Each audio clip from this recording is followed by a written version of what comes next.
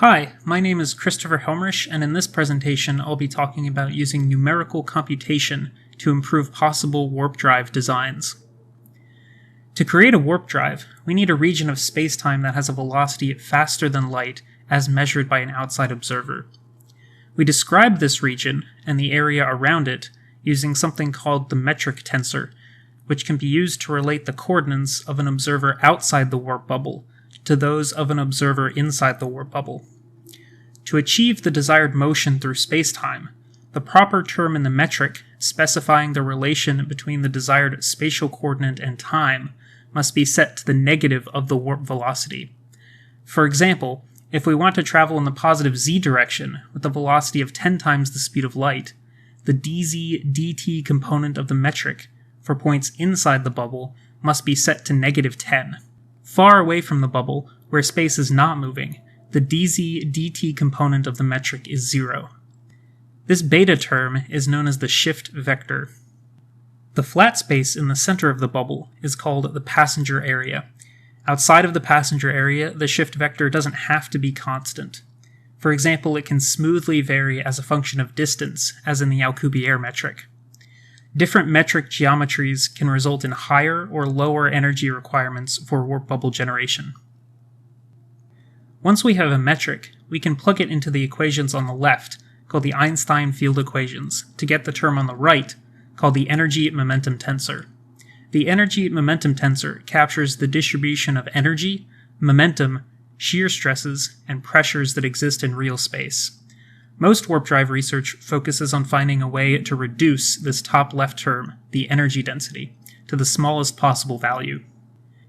To date, warp drive research has primarily focused on the evaluation of analytic equations that describe the metric tensor geometry. Optimization for the lowest energy configuration is usually done on an analytic function which only has a handful of parameters to vary. We take a different approach and create a metric tensor for every point in gridded space. Then we compute the energy momentum tensor numerically for each point using the Einstein field equations. Once the energy momentum tensor is computed, a fitness parameter can be calculated based on how efficiently the configuration achieves a certain warp velocity. The initial metric is then updated based on this fitness parameter.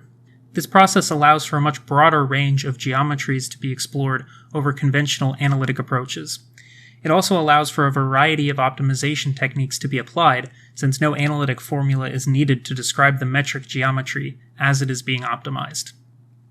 The calculation of the energy momentum tensor from the metric can handle any arbitrary metric. However, for the optimization in this work, we assume that the metric geometry is radially symmetric about the direction of travel, that the metric does not vary with time, and that the metric is described by a shift vector. These assumptions do not need to be the case in general. Here's a comparison between analytically computed and numerically computed total energies for both the regular Schwarzschild metric and the Alcubierre metric.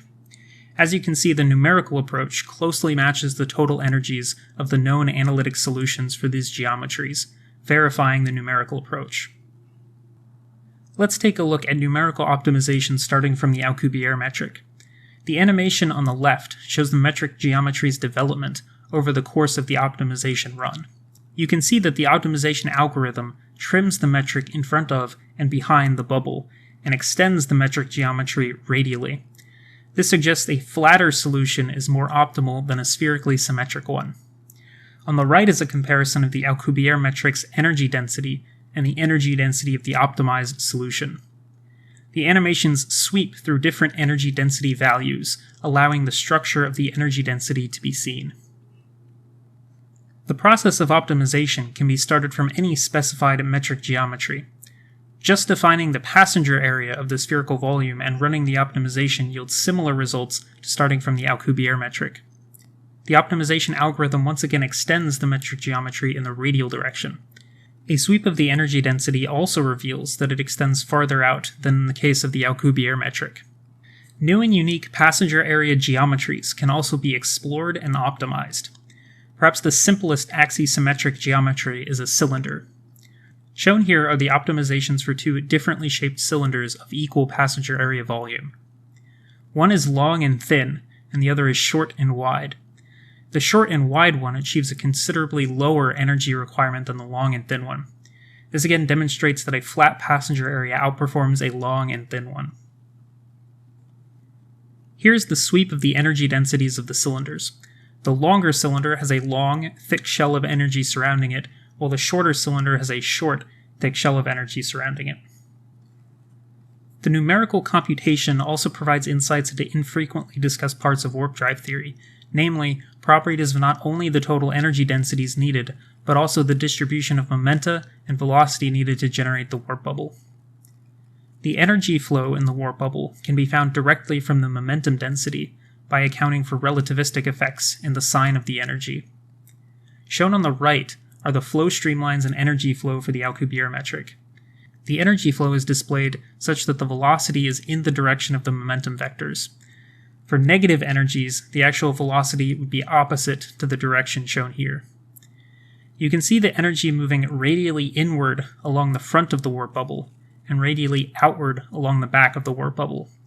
Near the center, the energy is moving opposite to the direction of travel, and near the edges, the energy is moving along the direction of travel.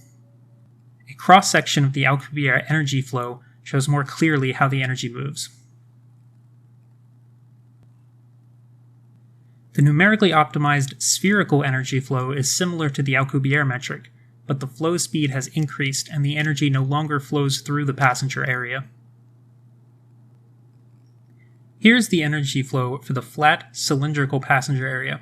You can see that the energy flows from the outskirts of the disk, radially inward along the front, through the inside surface of the bubble, radially outward along the back, and forward along the outskirts. The energy flow is more compact and much faster. Analysis of the energy flow suggests a possible principle of warp drive operation. Akin to frame dragging near a spinning black hole, the energy moving inward on the front surface of the bubble drags space along with it. This moving energy is then what compresses space through the passenger area and expands it outwards behind the bubble. Since space is being forced from in front of the bubble to behind it, the passenger area appears to move in space and an apparent velocity results. In conclusion, we have presented a method to numerically calculate and optimize warp drive geometries. We have presented an optimized spherical passenger area geometry, an optimized cylindrical passenger area geometry, and have demonstrated the dynamics of energy flow needed to generate the warp bubble. In this work, we limited the optimization to static spacetimes without time-varying metrics. However, the numerical code is capable of handling time-varying metrics, which could help in determining the transition needed from a flat or Schwarzschild metric to a warp geometry. It could also be used in determining if warp drives are self-stable, or if they require the ejection of energy in order to avoid bubble collapse. Finally, this method could be used for examining how energy requirements vary for one passenger area shape when the size or speed is changed. Future study is needed in all of these areas.